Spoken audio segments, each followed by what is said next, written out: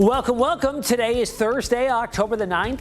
This is Hurricane Hub Live. I'm Chief Meteorologist Tim Pandages. Thanks, as always, for joining us here on 13 News Now Plus. Tonight on HHL, we've got Jerry to talk about, the only named storm out in the Atlantic Basin at this hour. It's passing just east of Barbuda in the northern Leeward Islands tonight, so it is bringing impacts there. It's a rather medium-grade tropical storm, and the worst of the impacts are likely just to the east of that storm center there. But out in the East Pac, we are cranking out storms. There are now 3 named storms all at the same time in the East Pac. And a non-tropical low in the Atlantic Basin, a nor'easter, taking shape and set to impact the U.S. East Coast this coming weekend. We'll talk a little bit about that as well. Out in the basin, here is Jerry. You can see it here on infrared satellite imagery. 8 o'clock advisory, no real changes in its intensity, although you can see definitely an influx of convective activity as it's nearing Barbuda. 65-mile-per-hour winds, slowing its forward movement a little bit. West-northwest now at 18, and pressure's actually come up since yesterday. It was down to 999 yesterday. Now we're at 1,006 millibars. Not a sign that it is intensifying really much at all, at least at this moment in time. Still definitely some shear coming in there. You see on visible satellite, there it is again. You can see the low levels kind of getting exposed there from some northwest and even westerly shear still being enacted on the system. Building off to the north, slowly weakening, likely becoming a minimal grade Category 1 hurricane. There's Bermuda right there, so passing by to the east and eventually northeast of Bermuda as we get into the later part of this upcoming weekend and then out into the open Atlantic. So no direct impacts, no landfalls expected here with Jerry. In terms of its wind field, you can see the majority of it on the east and northeast side of the storm center. It will likely still be impacting areas like Barbuda, far northern extent of the Leeward Islands. Builds to the north, there's Bermuda. Wind field stays clear off to the east-southeast, and it becomes a hurricane. You can see the hurricane force winds, how small of an area that is, again, just affecting open waters in the Atlantic. There were upgrades, though, to tropical storm warnings in places like Barbuda, over to Anguilla, and over to Guadeloupe. Areas off to the southwest there, Montserrat, St. Kitts and Nevis, Antigua, all seeing tropical storm watches up. All right, let's talk about that weekend nor'easter now. It's looking like a Saturday evening right on through Monday morning. Tidal flooding, wind, rain, rip currents, coastal erosion. This is like the 4th occurrence that we've seen high-impact coastal events this year along the eastern seaboard of the United States. Here locally, we're talking a general 2 to 4 inches of rainfall. There might be some higher totals farther to the north and east along the Jersey Shore, the Delmarva, maybe up to 4, 5, 6 inches. Highest totals will be found near the immediate coast. Now, major tidal flooding is already forecast for numerous gauge stations, not only here locally, but up and down the eastern seaboard. And the highest tides right now look to be coming our way around Sunday midday. And wind speeds overall 45 to 55. There could be some higher wind gusts, especially in the Delmarva, maybe approaching 60 miles an hour. And strongest will be at the coastline again, likely pre-dawn Sunday through Sunday afternoon as this area of low pressure takes shape, starts to build northeast, and typically it'll start to accelerate. But it's running into high pressure sitting over Nova Scotia, northern New England. That's blocking its exit. So it's going to keep this storm system kind of sitting and spitting and meandering off the east coast of the United States for potentially several days, into Monday, into Tuesday, before it gradually sags back to the south and east and begins to weaken by Tuesday afternoon, lessening the impacts on the eastern seaboard.